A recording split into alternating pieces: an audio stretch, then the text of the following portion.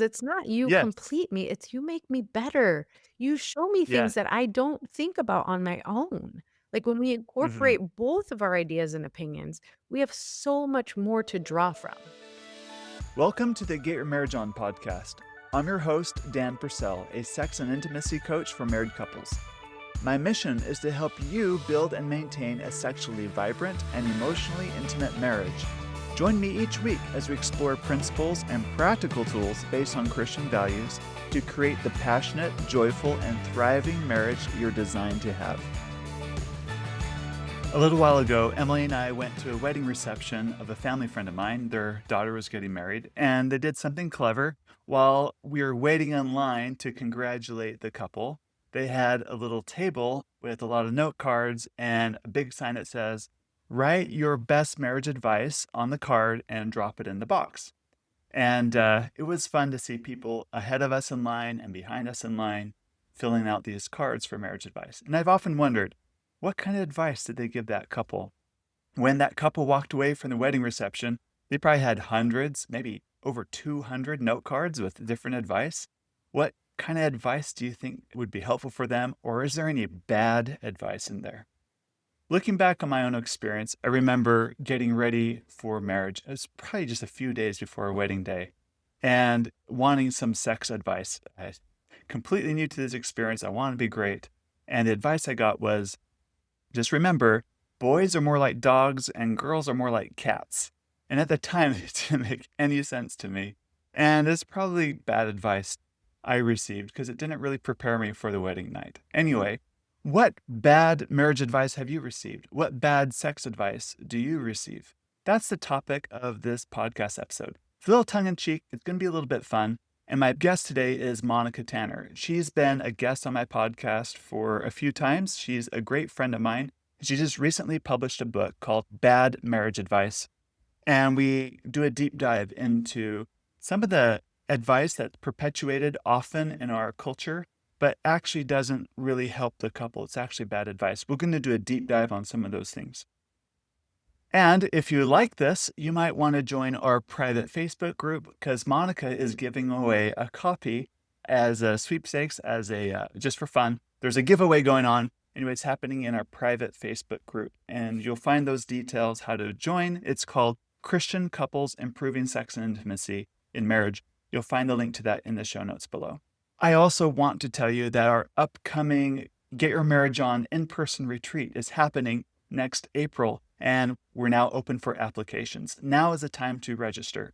Now, this retreat is in person, and it's not in a stuffy hotel conference room. We have rented out an entire resort. We bring in a private chef to cook all your meals, and it is romantic. It's also really fun and upbeat. It's 4 days and 4 nights, so it's a longer one because we want that time to do a deep dive on all things intimacy in your marriage. We have different sessions with myself and my staff of professional coaches. We also give you a chance to privately coach with us so we can work with you privately in one-on-one settings to help you overcome whatever obstacles you find you're facing in your marriage today. We also take you outdoors. We have some fun activities. We also will really challenge you. And most couples who attend and do the assignments that we give them walk away completely transformed, especially in their sex life. This is ideal for couples who say they are in an otherwise happy relationship, but wish things were better, clicked better when it came to sexual intimacy. And that's what it's all about. You'll find all those details on our website, getyourmarriageon.com. Click events and look for the in-person couples retreat. Now, let's talk about some bad marriage advice with Monica Tanner. Monica, welcome back to the Get Your Marriage On podcast. It's an honor to have you here Oh my today. gosh, I always love our conversations, Dan. This is gonna be so fun. Yep, for our listeners who don't know who you are, you've been on my podcast a few times. In fact, I think you're episode number 2 or 3 with Oh, me at the very start of Get Your Marriage On. nice. I look up to you, I admire you, and the work you're doing is amazing. So I'm honored to have you here today. We got to talk about what we got to talk about. Yay. So I don't think our listeners know, but you were really adamant about following good marriage advice, even from a young age. Can you tell us how that unfolded? Yeah. Well, I just remember as a child, I was obsessed with fairy tales and rom-coms, and I used to just spin around the house like Belle and flip my hair like Ariel, and I just thought life was supposed to be a fairy tale, and my life kinda was. My parents never Uh-huh. fought. I feel like I was part of a really happy family until when I was 12 years old, my parents sat us down and explained to us that they would be splitting up, and I was like, "Wait, what?" Like, that's not how any fairy tale ends, right? Uh-huh. And I Uh-huh. think at that tender age, I was so, just disillusioned, like, that's not what's supposed to happen, that I Mhm. started literally studying my friends' parents and, writing in journals. Like, I remember one specific friend whose mom was so amazing, and she used to clip coupons for her. So, Mhm. for her to get, her shampoo and conditioner, and I was like, Uh-huh. "Okay, good spouse," and she would do the same thing for her husband, like, the things that he really liked, she would clip the coupons, right? And so I was Uh-huh. like I had an entry in my journal as, like, a good wife, a good mom, knows her people's favorite things, Yes. and makes Uh-huh. it easier for them to get their favorite shampoo and whatever that is, right? Right, So right. I, literally took notes, but what I started to realize was that most couples were not they didn't seem like they were having fun. Like, they seemed like life together was a lot of work. And so I Mhm. studied in college sociology and child development. Like, I was really keyed in on how do I make marriage fun for the long term? Like, I wanna be together with my husband forever, and I want our life together to be fun. And so those are the things I Right. really focused on. Uh-huh, uh-huh. And ironically, your parents are both therapists, from what Right? I understand, right? Yes. And all of this, but you're really focused on that, then you meet Mr. Mhm. Right, and then you get married, Yeah. and then tell me more. Yeah. Well, I felt so equipped to create my happily ever after fairy tale, right? Because I had been Right, studying it, like, I knew all the things to do, right. but then I Uh-huh. got married, and it was anything but a fairy tale. Like, I will tell you, my Okay. husband is awesome, but we come from so different backgrounds. I mean, we were Uh-huh. raised in different religions, our families were so different, we're raised on different sides of the country. Like, anything you can imagine for us to be, polarized on, we Uh-huh. were. I mean, we had the Uh-huh. same goals, I guess, Uh-huh. but we Uh-huh. had very different backgrounds. And not only just all of that physical stuff, but emotionally as well. So I come Mm. from, my parents divorced, my mom moved away. Like, I have major abandonment issues. And my Yeah. husband just is very centered and there's enough love to go around. Like, why would anyone not love anyone else? Like, just, love is all around, right? And so Uh-huh. I remember our first big fight when we were in Okay. college, 'kay? Uh-huh. I was working full time because I had already graduated, so I was working full time at a daycare, and he Uh-huh. was going to school full time, and so he would study late at night, and I remember just feeling, frustrated because I would come home from work and I would make us, top ramen or rice-a-roni or, something very fancy for dinner. Uh-huh. Right. Uh-huh. Gourmet. Yes, Uh-huh. and he would not come home until, super late, and I was feeling kind of alone and Abandoned. abandoned, and yeah, I was like, "Where's my husband? I thought we were supposed to spend all this time together, and I made this awesome dinner, and, I'm eating it by myself," and so I remember he came in one night, late at night after, being at the library studying like a good student, and I was Mhm. just like, this was long before there were cell phones, so it's not like he could text me and tell me he was gonna be late. I just would, wait for Right. him. And so I'm Uh-huh. sure I was very attacking, and I was like, "I've been waiting for you, and now your dinner's cold, and, where have you been?" And he has a very different kind of fighting style. So for him, he's like an internal processor. He felt very attacked. And so he was like, we went back and forth a little bit, but then he turned around and left, walked out of our apartment. And I was like, Oh. and again, this was before cell phones. I couldn't track him. I didn't know, I had no Uh-huh. idea where he went. I had no idea when he was coming back. And I was planning the divorce. I was packing my bags. I was like, it's over. Like, I guess you walked out and he's done, and, I guess I'm Uh-huh. gonna fly home with my tail Uh-huh. between my legs, and I failed at the whole marriage thing, right? I mean, I Mhm. spiraled quickly, and I Uh-huh. remember just crying myself to sleep that night. I think by that point I was pregnant because I remember being very tired, and so I Uh-huh. must have just, cried myself to sleep. I have no idea how I fell asleep when he wasn't home, but He came in and he was carrying 2 baskets of clean laundry. He had literally gone to the laundromat, done the laundry, and studied, and I was, like, planning the divorce, and he came in Oh, and he was wow. like, "I just need," you were all worked up and I didn't know how to deal with it, and he didn't handle emotions very well, so, I mean, there's so much that we've learned in our 23 years together, but in Uh-huh. the beginning, he didn't do emotions, so, like, me crying, he was like, "I gotta get out of here, I don't know what to do," right? Uh-huh, uh-huh, uh-huh. So, yeah, that was a tough first argument.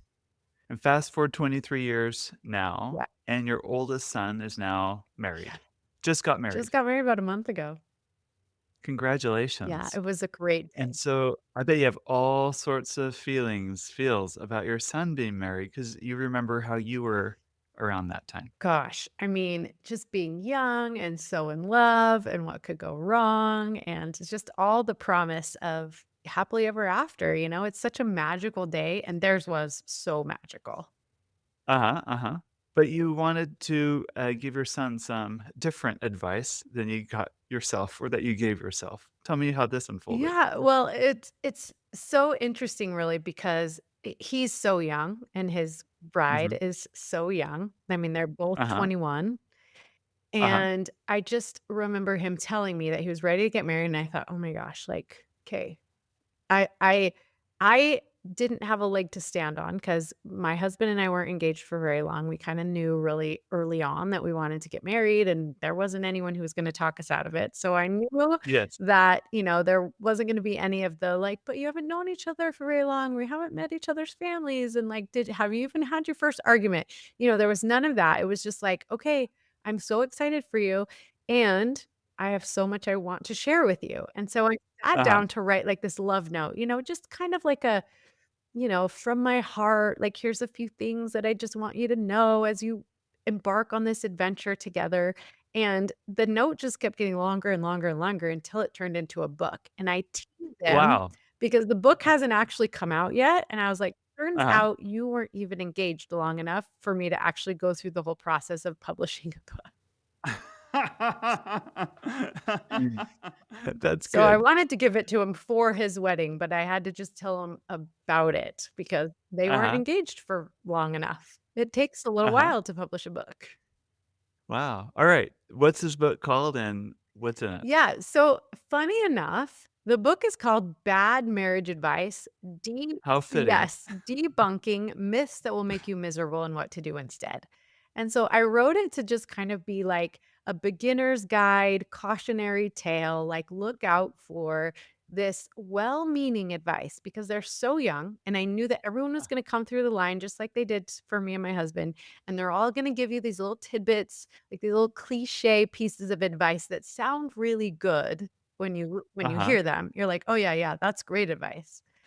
But when you actually put them into practice, they sometimes cause disaster. And so I Yes. wanted them to be aware of Mhm. I wanted them to be aware of these kind of recipes for disaster, but also have a better way to handle these types of things. Great. So, let's spend some time going through your bad marriage advice. Let's talk about maybe 3 of Yeah. them with our time Yeah, together and you've and you've see. read an early copy of the book, so you have good I have. insight. It's a great book. Oh, Uh-huh. thank you. And I love it because the chapters are relatively short and they're humorous. Your jokes are funny. I think I'm hilarious. I hope I others think you are too. do too. Right? They're good. It's like when people get married, marriage is like a card game. All you need is 2 hearts and a diamond, but by the end, they're looking for spades and Yeah, clubs. yes, Like, yes. that's a funny joke. A little cynical, but it's a funny joke. It's just full of great ones. Anyway, so, tell me about this bad marriage advice. Why do you think this is bad marriage advice? All you need is love. Oh, so that is such it's such a cliche, it's easy to say, it Uh-huh. was brought to fame by the Beatles, right, who are Uh-huh. actually all divorced. Right. We Yeah, may need to ironic. fact check that, but I think they all got divorced. So, Uh-huh. I mean, all you need is love. That's like such a romantic, awesome thought. But what is Just love, anyways? Like, if I were to ask you, Dan, what do you think it means to just be in love? Ooh, that's hard for me to define because when I think of all you need is love, it implies you don't need effort, you don't need skills, you don't need all you need is passion and because it compensates for all your other shortcomings. But I I don't think that's realistic. When I think of love, like back to your question, there's the feeling of love, Mhm.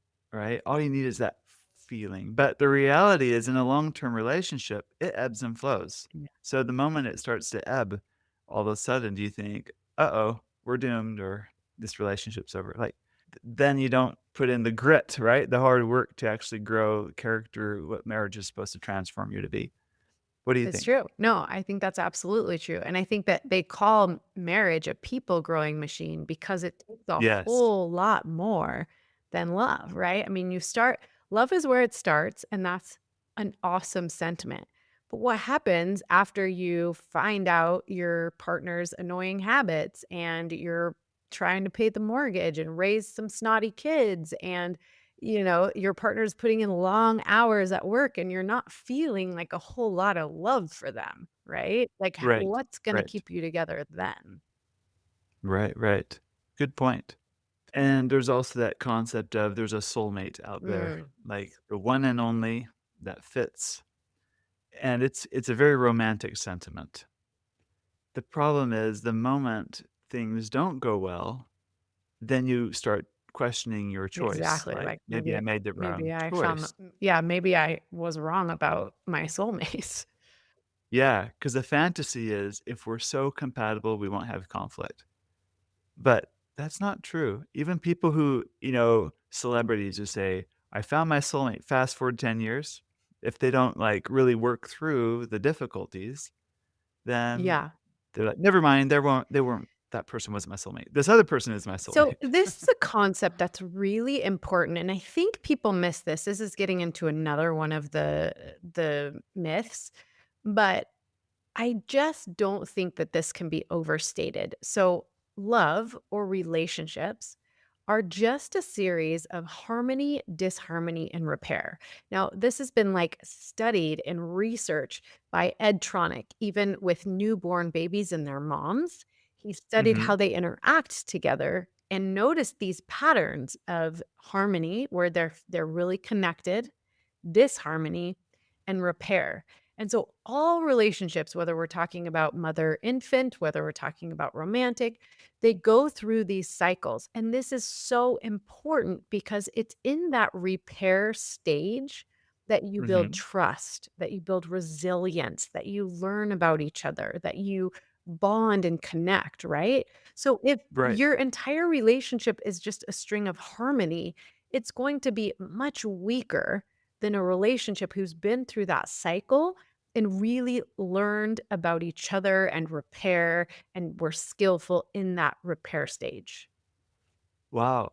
2 thoughts come to Mhm. mind. First is I think about growing a muscle. Yes. Like, Right. right? It's the harmony, things are Yes. easy, If then you're never some pushing anything disharmony. right. Yeah. Uh-huh. Exactly. But it's in the repair stage is actually when you build more strength. Yes.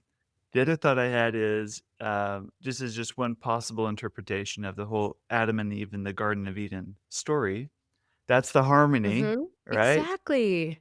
And then they eat the fruit, that's disharmony, and there's an angel there to guard the way so they can't come back to the Garden of Eden. There's no way for them to, like, revert to things how they were. The only way was forward through, Disharmony. atonement. That's Huh. repair, right? Yes. Like, there's this pattern too. So, That's so um beautiful, and I haven't thought about I mean, I love the muscle analogy, but also if mhm, you think about the atonement in our mhm. relationship with even deity, right? Is like, Yes, yes, it's in that atonement process that we become more connected, that we get more strength, right? That's really yes. cool to think about. That is so good. Great. Alright, so that's definitely one of the myths. All you need is love. It's not really a myth. Yeah. Heck I mean, it is a myth. It's not really helpful. What's another piece of unhelpful advice? Like, one that comes to mind is the Jerry Maguire famous quote, "You complete me." Yeah, you've got You wanna talk about yeah, that? you're keying in on the famous ones, right? The ones that have been Uh-huh, made famous by and romanticized. Like, right, uh-huh, we all swoon when Tom Cruise says that to Renee Zellweger. It's like, "You complete me." You're like, "Oh, yeah, I wanna find the one who completes me." But uh-huh, very similar to the all you need is love, like, you talk a lot about this. I know this is in your content, but this idea of differentiation, like mhm. you are not too, and it does get confusing when you start, and we can work through this a little bit, like when you and the two shall become one, but that's Yes. exactly it. The two shall become one in purpose, right? The two should not become the same, Yes, the yes. 2 shall become 1 in Right. purpose, which is really Uh-huh, important in this concept of differentiation where 2 individuals then, like, choose to be together. So that differentiation encompasses, like, being able to stand independently in the face of an important other. It means being able to withstand in discomfort for growth. It's a really uh-huh, important part of the healthy, thriving relationship is standing independently, knowing what you want, being able to ask for what you want, standing up for your partner, standing up for your beliefs, like, this is what creates like a passionate, intimate, allowing your partner to see into you and how you are different from them. That is like, so finding someone to complete you shouldn't even be a topic for discussion. Is there a time in your own marriage where you've had to face that yourself? Yeah, absolutely. I was just recently writing about this actually. And like, I remember Christmas. So I was born Mhm. and raised in a Jewish family. And so we didn't do Okay. Christmas growing up. We had Hanukkah Harry, which was kind of like Santa Claus, but not quite. Okay. And so Uh-huh. I, of course, married into this really Christian family. And so for a long time, I just thought, we'll just go with what my husband knows and wants to do about Christmas because Christmas was big in his family. And so I thought, well, we'll Mhm. just do all of his traditions. But as time went on, I had really good ideas about Christmas time, things that I wanted to try, but they weren't necessarily in his traditions. And so I would just kind of stuff that down because I was like, "Oh, well, no, I mean, he's the expert on Christmas and, I don't know what I'm talking about. I have no experience in this realm." And but really what happened was when I found my voice around that and I was like, "Hey, I'd like to try this," or "This tradition isn't really working for our family, but, maybe we could try something like this." That's when the real magic started to happen, when not only I found a voice around it, but my kids started growing up and kind of they had different preferences and contributed to the so it's not about completing like somebody, you know, making up for the parts that you lack. It's Uh-huh. about strengthening where you do lack so that you have something to contribute. Gotcha. So, it's about stepping in fully Yeah, to your like, taking your room, yeah, right? absolutely. But it's also it goes the other way, right? You don't take more than your room, you don't take more than your share Yeah, and dominate the marriage. yeah, So, it's all what you want and all nothing, no room for the other. yeah. I feel like there can be no relationship without voice and no voice without Mhm. relationship. So this is a concept by Carol Gilligan. There can be no relationship without voice and no voice without relationship. So it's Mhm. so important if you're going to be in relationship with somebody, you have to be able to have something to add, right? Right, right, right. Alright. A third myth, a third bad marriage advice. How about a good wife keeps her husband Well, satisfied? I feel like this is what I came on this show to talk to you about because this is like, this is where we geek out, right? Uh-huh, yes, I mean, exactly. Let's talk about the sexual dimension. yes, right. So a good wife Uh-huh. keeps her husband satisfied. You Right.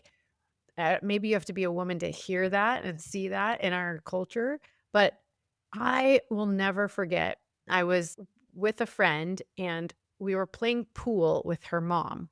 And I remember her Mhm. talking about she was divorced and Uh-huh. she couldn't figure out like what had gone wrong because she's like, I always satisfied him. Like there was never a time when he asked for sex that I didn't give it to him.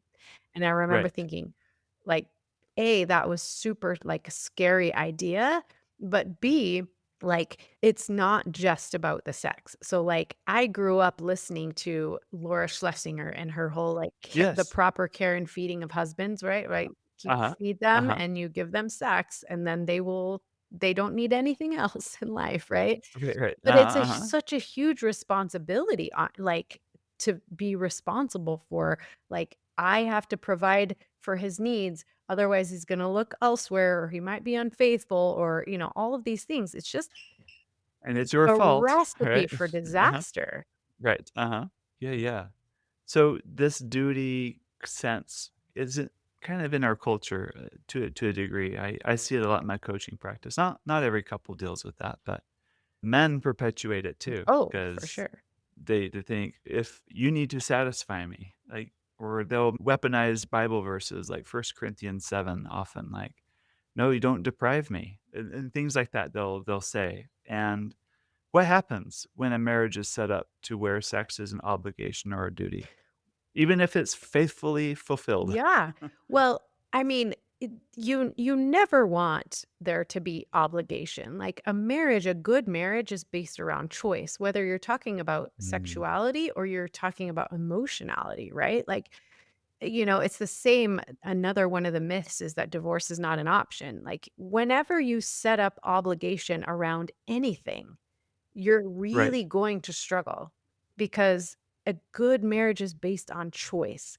And instead of the focus being on how do we extract what we need from each other, it's more about how do we create a marriage that both of us want to be in and want to contribute to. Yeah. Yeah, that's really good. Great, great. So, Monica, what are some other myths about sex that you see perpetuated that form bad marriage advice, bad sex advice? Yeah, I think it's really important for couples to examine their different ideas around sex, both before they're married and initially as they're getting married, because there's certain topics like sex and money that are very deeply charged with kind of what we are fed growing up, right? Well, whether Right. it's overt or covert in our childhood, we see Mhm. our parents and the people close to us and the people that we look up to and respect, they kind of put on us their different ideas and beliefs around sex and money. And we take that in. We're very porous to it when Yes. we're growing up. Yes, yes. So Uh-huh. Emily Nagoski, Yeah, we absorb it quickly. yes, Mhm. yes, we absorb it. Yeah. So Emily Nagoski talks about it like a garden, right? So Mhm. when we're young, we have no control over what's being planted in our gardens. That's like our parents' jobs, our leaders, our caregivers, those types of things. And so, but then when we become adults, it's our responsibility now to go through that garden and what is actually serving and nourishing our relationship and what isn't. And so I think it's so important to recognize, the ideas, different ideas about your body, right? Whether it's, how you feel about your body, whether the body of the opposite sex is gross, whether, different certain sexual acts are good or bad, or, desire discrepancies, like all these different ideas that we absorb as children, we now have the responsibility as adults to comb through and go, is this nourishing? Is this feeding our relationship? Is this good for us as a couple and what we want to create together?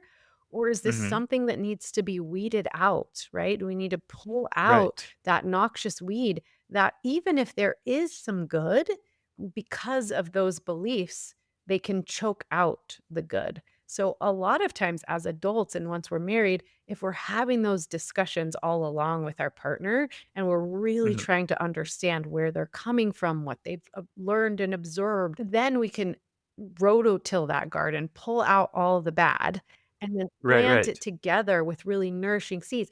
But that takes work. It really does take work. You've got to find somebody, or somebodies that are Uh-huh. teaching content that is uplifting and nourishing and helpful to that relationship.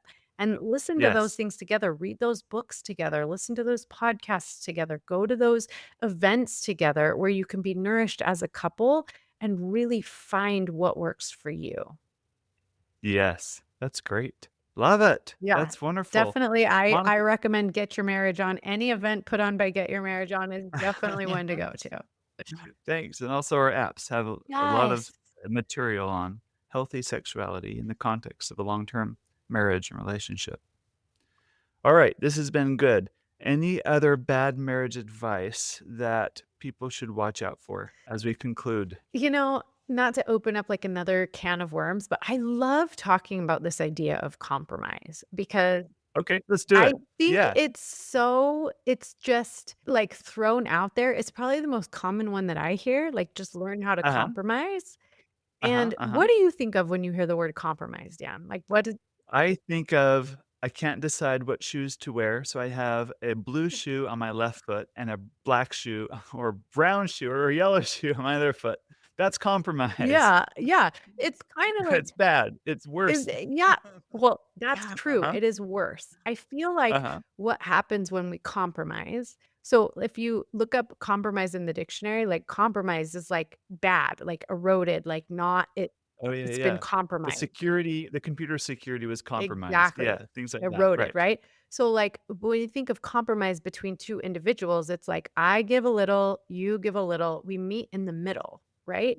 And so Mhm. you have my way of doing things and their way of doing things.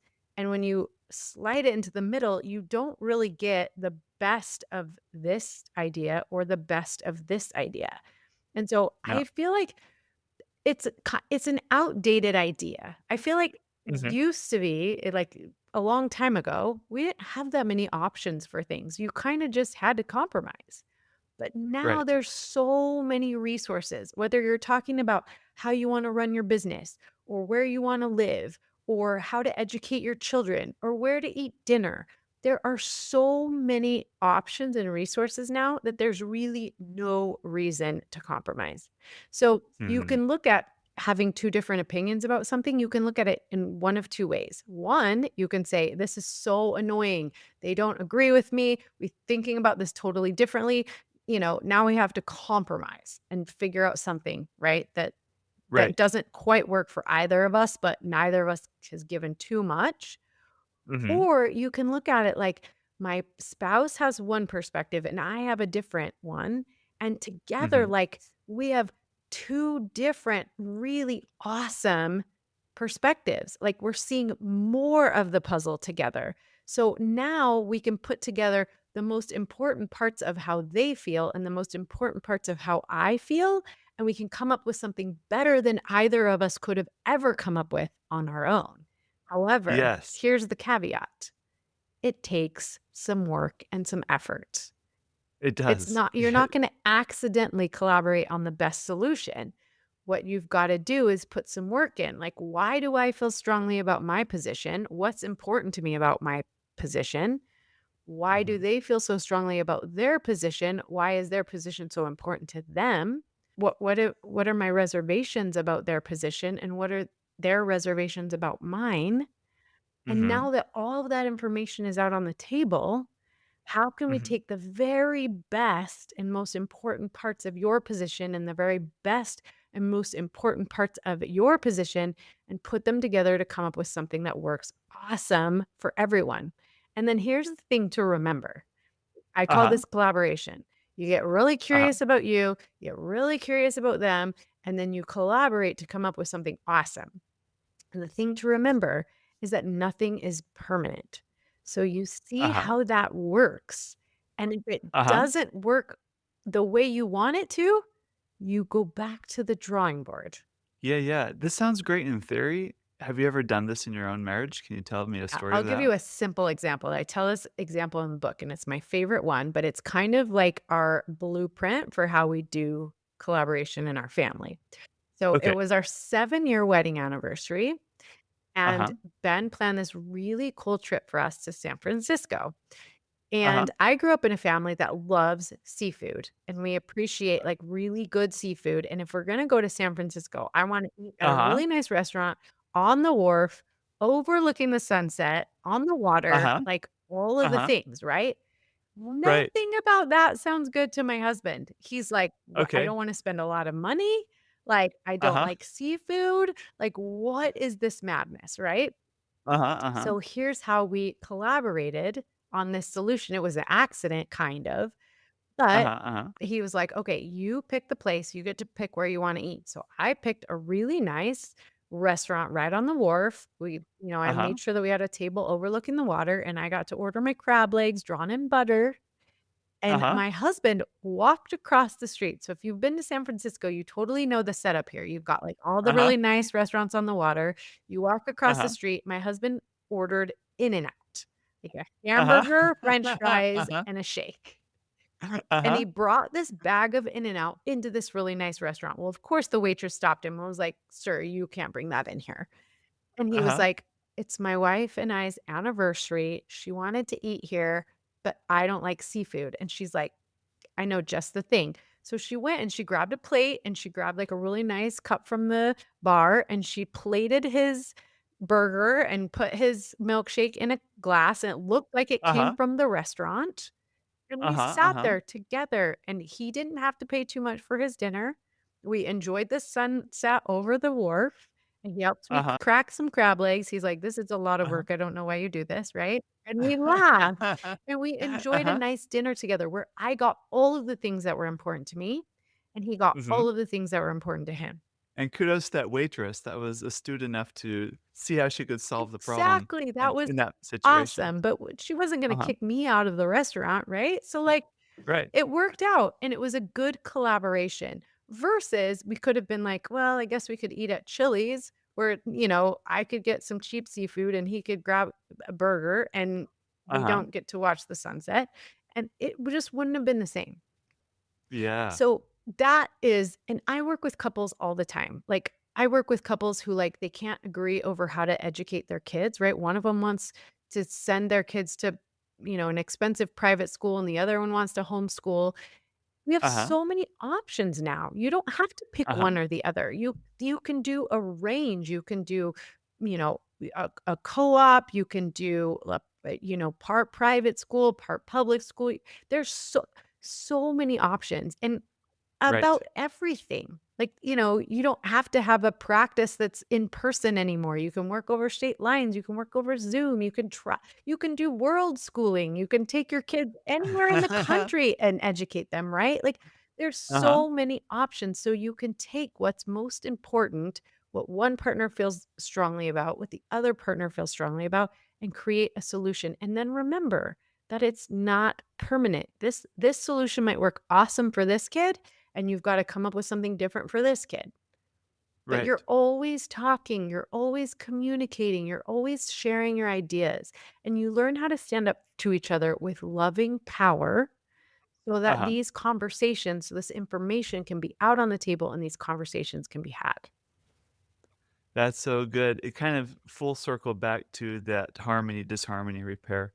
And it's being willing to, let's step into this and do the repair work. It's growth, right? It's effort. But oh, that's the best, purest marriage advice you can give someone is stick with it. Yeah, and it Work at it. also goes back to the "you complete me" because it's not "you Yes. complete me," it's "you make me better." You show me things Yes. that I don't think about on my own. Like, when we Mhm. incorporate both of our ideas and opinions, we have so much more to draw from. Right. Yeah, definitely. And you both benefit your children, get the better of the both of you, and everyone wins in the end. Monica, this is so good. Where can people go to learn more about your book and you and your coaching and everything you Yeah, do? thank you so much. So you can find out how to work with me, all my free resources like my podcast at my website, which is my name, monicatanner.com. And then you can Uh-huh. get on the wait list for my book and get lots of freebies and fun things there at badmarriageadvice.com. Very good. Thank you. Yeah, thank you, Dan. Thank you for listening to this episode. Now, if bad marriage advice or bad sex advice you think has really affected the quality of your intimate relationship in your own marriage, or if you're in a marriage where you feel like you just aren't on the same page sexually, whether it's frequency, you want it more, but your spouse wants it less, or like variety, novelty, you want more exciting things, your spouse wants more of the same. I'm just saying these are common and very normal things that most married couples experience, especially years into the long term relationship. Well, please, I want to invite you to work with me and my team. We have a very special program just for you. It's called the Get Your Marriage On program. And I want you to go to our website, getyourmarriageon.com, click on free training, and you're going to see an in-depth presentation all about why this happens in marriages and what most couples try to do to fix it that doesn't work. And the one thing that absolutely does work to help you overcome sexual challenges in your marriage. And they're really about intimacy. And I love marriages getting more intimate, closer, more real. And that's exactly what we cover in our program. So I invite you to check it out. Thanks.